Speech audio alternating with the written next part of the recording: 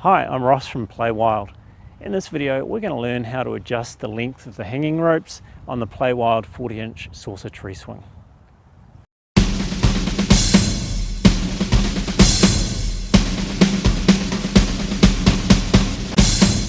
So we recommend that the tree swing is not hung any higher above the ground than 16 inches from the frame down to the ground.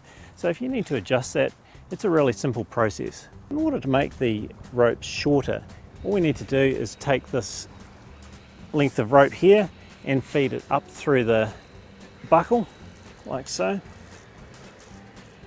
and then pull it through on this side. And as you can see, we've significantly shortened one set of ropes.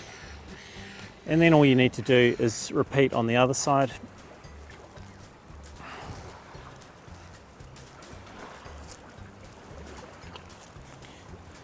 Until you've got the swing hanging level.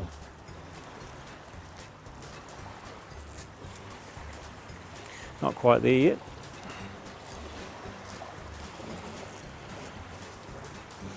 And that's pretty good.